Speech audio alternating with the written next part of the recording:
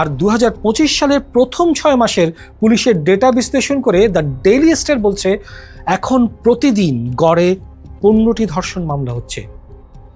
2023 সালে যেখানে ছিল 13টি, মাত্র 2 বছরে সেই সংখ্যা বেড়ে হয়েছে 15। বিশেষজ্ঞরা বলছেন রিপোর্ট হওয়ার সংখ্যার অন্তত দ্বিগুণ ঘটনা থানায় যায় না, কারণ সামাজিক লজ্জা, বিয়ে ভেঙে যাওয়ার ভয়, প্রভাবশালী অভিযুক্ত, আবার সবচেয়ে বড় কারণ বিচার পাওয়ার আশা নেই। তাহলে বাস্তব সংখ্যা আরো কত বড়? এই প্রতিটি সংখ্যার পেছনে একটি মুখ আছে, একটি পরিবার আছে, একটি অসমাপ্ত জীবন আছে।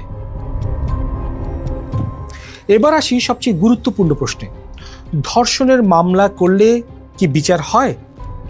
হিউম্যান রাইটস সাপোর্ট সোসাইটি তথ্য বলছে 2020 থেকে 2024 5 বছরে 6,305টি ধর্ষণ মামলা রেকর্ড হয়েছে। এর মধ্যে 55% বেশি অভিযুক্ত ছিলেন 18 বছরের নিচে, কিন্তু সাজা হওয়ার হার অত্যন্ত কম। কেন? ফরেনসিক ঘাটতি, ডিএনএ রিপোর্ট বিলম্ব, সাক্ষীর নিরাপত্তাহীনতা আর রাজনৈতিক ও স্থানীয় প্রভাব। অপরাধীরা যখন দেখে মামলা দীর্ঘ হবে, সাক্ষী বদলে যাবে, সমঝোতা হবে, তখন সে আর ভয় পায় না। আর অপরাধ যখন শাস্তিহীন থাকে তখন সেটা পুনরাবৃত্তি হয়।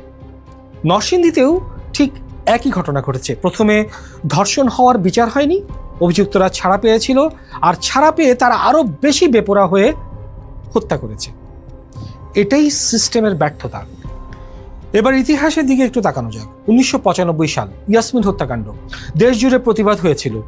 2019 নুসরাত জাহান রাফি, মৃত্যুদণ্ড দেওয়া হয়েছিল।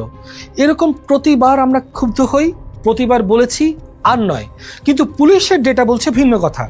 প্রতিদিন 13 থেকে বেড়ে এখন 15 হয়েছে। এর মানে কি? আমরা আবেগে প্রতিবাদ করি, কিন্তু কাঠামোগত কোনো সংস্কারই করি না। প্রতিটা বড় ঘটনার পর কিছুদিন আলোচনা হয়, তারপর সব চুপ হয়ে যায়। আবার পরের ঘটনার জন্য আমরা অপেক্ষা করি। ধর্ষণের পর আমাদের সমাজ প্রথমে কি করে? অপরাধীকে প্রশ্ন করে?